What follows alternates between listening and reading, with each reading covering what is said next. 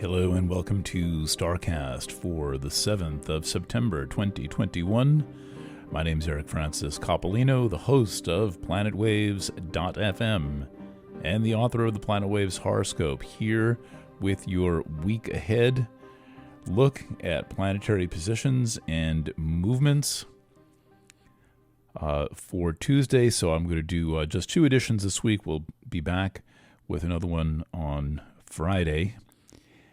The Virgo new moon took place on the 6th of September, 8:51 p.m. Eastern Daylight. All times in this podcast are Eastern Time. This was a pretty big new moon right at the center of Virgo. I say big new moon because I mean there were a lot of big aspects going on, and because the new moon itself formed an opposition to a major centaur planet called Nessus. The centaurs, all being planets associated with healing, they are small bodies that are asteroid-like in size, but they have very long orbits, which makes them powerful and influential in consciousness.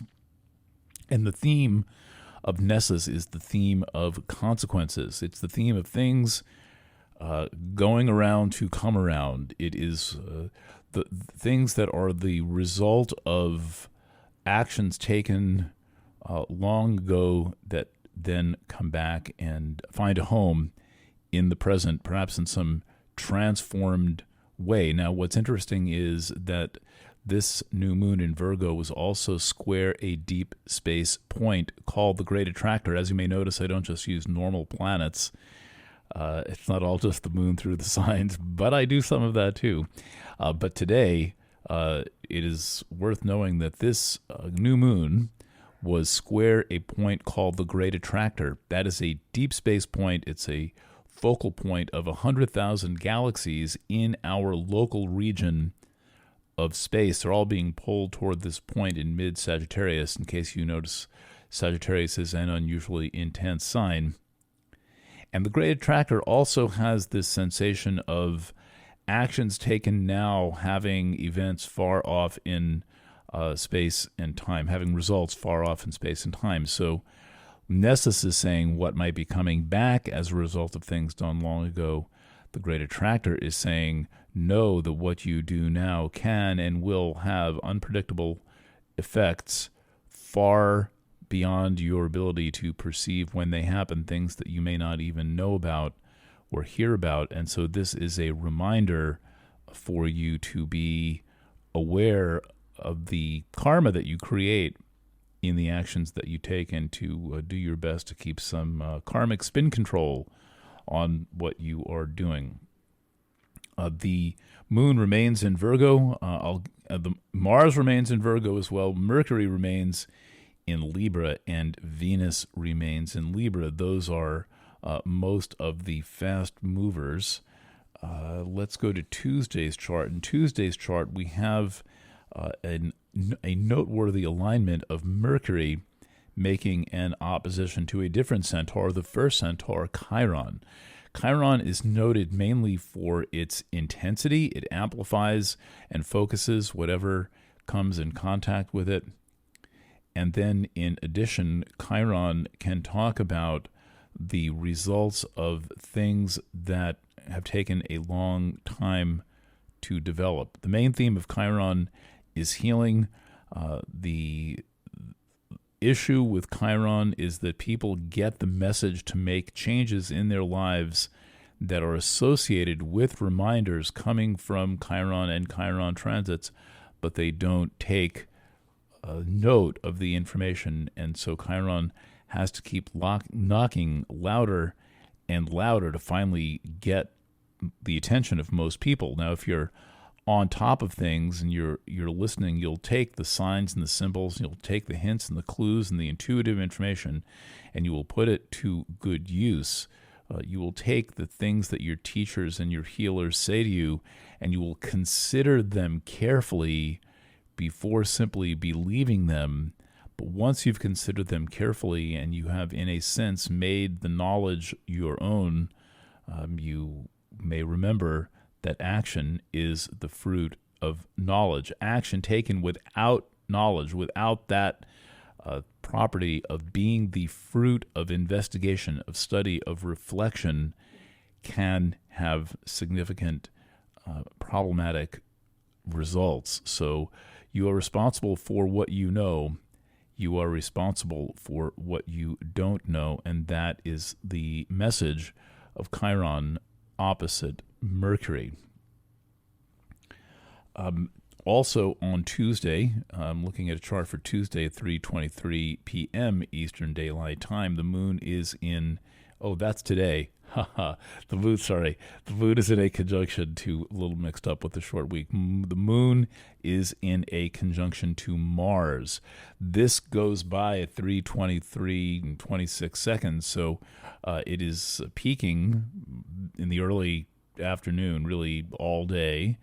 And whatever this thing may have been responsible for, or let's say associated with in a close way, is likely to have already happened by the time the aspect perfects at 23 minutes after 3 o'clock. And so then in the late afternoon, or whatever time zone it is for you, at late Tuesday, there is a kind of a cooling down phase from this aspect, and notably the moon is then void of course. The void of course moon means the moon is not making new aspects until it enters the new sign. So let's get a handle easy on when the moon enters Libra. The moon enters Libra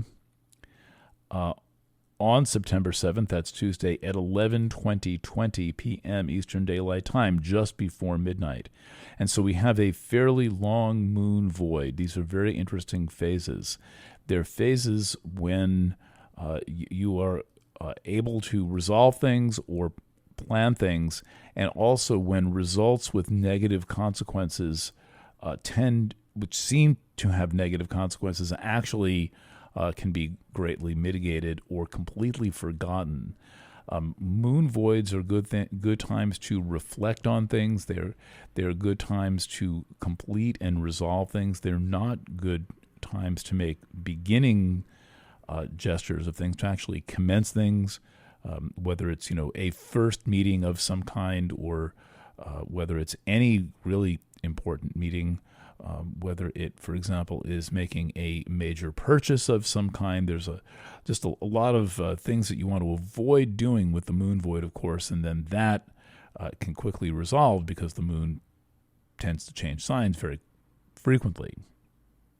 Okay, so the next major event is the moon entering Libra at 11:20 p.m. EDT. Now, we know when the moon gets into a cardinal sign, we're going to have an interesting run of things these days, because the first thing that the moon does when it enters any cardinal sign is it starts making a whole bunch of aspects to distant remote points and also to centaurs. A lot of centaur action today. The moon in Libra is on what is called the Aries point. And the Aries point is just the first degree of any of the cardinal signs. It's just given the Aries point is kind of a shorthand name. And so the moon will be there, and that has a kind of an amplifying effect. And so remember that the things that you say and do can often be amplified when the moon is in the very early degrees of the cardinal signs. That would be Aries, Cancer, Libra, and Capricorn. And so this is coupled with the moon making a lot of aspects to centaurs. For example, centaurs and distant points out by Pluto. So, for example, the moon will make a square to Ixion. This is a very important thing to remember, that there is such a thing as right and wrong, and that unmitigated cruelty is never acceptable. And the only way you could get unmitigated cruelty is either in people or things incapable of moral judgment. And so when there's any aspect going on to Ixion, which again is it's not quite a centaur, it's way out in the realm of Pluto, it's about a 250-year orbit. When there's any aspect to Ixion, it is the time to remember that there is such a thing as right and wrong, and an excellent time to sort that out. Then the moon will oppose Salacia in Aries. That's a reminder about sexual maturity. Let's all grow up a little bit. Let's learn how to have a conversation. The Mercury-Chiron opposition, by the way, still going on through the week, is about learning how to have a conversation focused on healing, a conversation that is engaged in from a respectful and considerate standpoint, perhaps a little bit diplomatic, but with Chiron in the picture, with any centaur in the picture, it is necessary to be real, to actually say what you need, what you think, what you believe, and what you feel. That does not have to be in an accusatory way. It can be framed as a question. Even questions can seem accusatory to people, but let's check in with each other about the nature of our inner reality. Okay, so we've got the moon entering Libra, and then on Wednesday, September 8th at 9 p.m. EDT, the moon has made a whole bunch of aspects to points in the early cardinal signs. These include, by the way, Salacia and Quaoar. Quaoar is about family business. Pholus is in the mix also. Pholus is about family business. One thing we are not tending to recognize about this massive crisis that the entire world is going through is how closely related it is to the unresolved family business of individuals. There would be no way this much power and concern, fear, energy, toxicity, anxiety, all of this stuff could be drawn out of the human population like a battery were it not for the unresolved family business that is leading us to be in this state that we are in, a kind of an incomplete state, a state where we do not really seek understanding. We're not really that interested in the past. All of these aspects are saying, particularly to things like Quaoar and Pholus and even Ixion and Salacia, are saying, understand what happened in the past. Be real about your past with people with whom you are conversing. There is no point hiding things that are actually true for you. There may be some things that are not relevant, but I would say that the probable best strategy is to err on the side of being a little more open and honest than you might ordinarily do. This is not the way of our times. Let's see now. Then the moon continues to move through the cardinal signs, where there is a lot going on, and so overnight Wednesday and then all day Thursday, the moon is making some spectacular aspects. This is Wednesday, 12:47 a.m. Let me switch tools here and get a little more detail on. Sometimes it's just a little tricky doing this. Let's look at events, and I'm interested in when the moon is square Pluto. This is an important turning point in our week. The moon is square Pluto just before 5 p.m. Eastern Daylight Time on the 9th. Okay, so let's do Thursday first, and then no, wait. Sorry about this. A lot of charts to go through in 15 minutes. All right, next big checkpoint is that the moon is square Pluto on the 9th. That would be Thursday. And then the moon is making many aspects. Thursday is a very busy day. The moon makes aspects to, let's go through them: Pluto, Eris, Vesta, Venus, Mars, if you count the semi-sextile. Jupiter is in the mix. So Thursday is a high action day.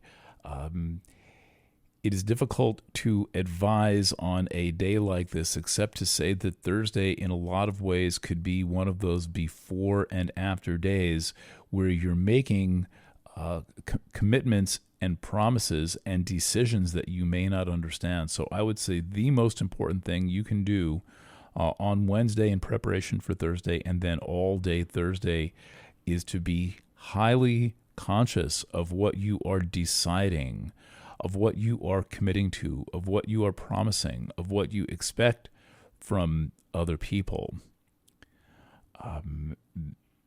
There is something very important in these charts, particularly for Thursday, with the moon conjunct Vesta at the heart of all of this, of making space for others to have the feelings that they have, making space for others to be themselves and not letting these strange emotions like jealousy and envy get in the way of your ability to help others be in their reality, and for your own sake to find people who can help you be in your reality. Ultimately, this is something that we do ourselves, but people who are close to us can facilitate or render more complicated our process of being ourselves, our process of learning how to evolve into sincere beings. And this seems to be the underlying theme that is just vibrating and bubbling through all of the astrology of our moment. I'll have a new edition of STARCAST for you either late Thursday or Friday. Check on our homepage at starcast.fm. That'll take you to the Planet Waves homepage, where you'll find all kinds of exciting and interesting things. As mentioned, I'm also the host of planetwaves.fm. I'll have a new edition devoted to the astrology of the September 11th incident, going up at 10 p.m. Eastern Time on Friday, September 10th, 2021. Signing off for now from Kingston, New York. My name is Eric Francis Coppolino, the author of the Planet Waves Horoscope and host of Planet Waves FM. Thanks for listening, and stay in touch.